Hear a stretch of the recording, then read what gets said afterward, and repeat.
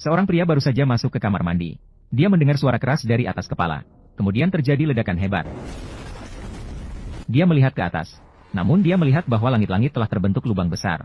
Beberapa pesawat tempur tiba-tiba melintas dengan cepat. Ada sirene yang melengking di luar. Tanpa memperdulikan pertanyaan istrinya, John segera keluar untuk melihat. Namun pemandangan di depannya membuatnya terkejut. Ternyata sebuah pesawat penumpang jatuh menabrak gedung apartemen di depannya. Awalnya dia mengira itu hanya kecelakaan pesawat biasa. Namun tetangga perempuan di sampingnya terlihat ketakutan. Lari cepat! Mereka sedang menggigit orang. Menggigit orang. Namun sebelum dia selesai berbicara, Karen mendengar teriakan mengerikan dari luar. Mereka berdua mendekati jendela dan melihat. Mereka terkejut menemukan tetangga sedang diserang. Dua orang lain saling menggigit dengan liar di tanah. Astaga! Saat ini, berita juga ditayangkan di televisi. Sejenis virus mengerikan melanda kota, menyebabkan semua orang berubah menjadi zombie kanibal. Pembawa acara berita memperingatkan agar tidak keluar rumah. Harus tinggal di rumah dan menunggu bantuan. Keduanya segera membersihkan semua makanan di rumah, dan mencatat semuanya di buku catatan. Namun ternyata semua makanan hanya cukup untuk beberapa hari. Dengan terpaksa, mereka harus memilih untuk keluar dan berani menghadapi risiko.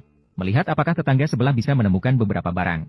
Jika pintu depan lantai 1 tertutup, maka kemungkinan koridor aman. Beruntungnya, tidak ada zombie di luar rumah. Dan pintu rumah tetangga juga ternyata terbuka. Keduanya pulang dengan membawa banyak barang.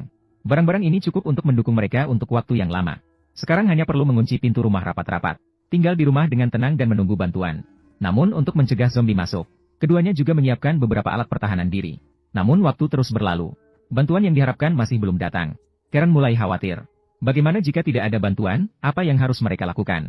Apakah mereka akan dimakan oleh zombie seperti tetangga mereka? John menghiburnya agar tidak takut. Semuanya akan menjadi baik. Setidaknya mereka masih hidup sekarang. Dibandingkan dengan yang lain, mereka beruntung. Setelah mendengarkan suaminya, Karen mulai merasa lebih tenang. Saat seperti ini menunjukkan pentingnya memiliki pasangan.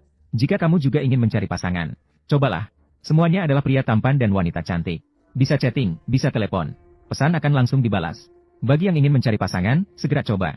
Untuk menghabiskan waktu luang, mereka mulai berolahraga bersama. Kadang berlari di ruang tamu. Kadang melakukan senam lompat jauh.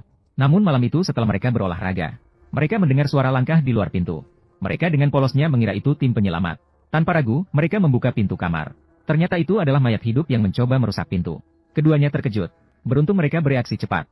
Mereka berhasil mencegah mayat hidup masuk. Pertama kalinya mereka berhadapan langsung dengan mayat hidup yang menakutkan.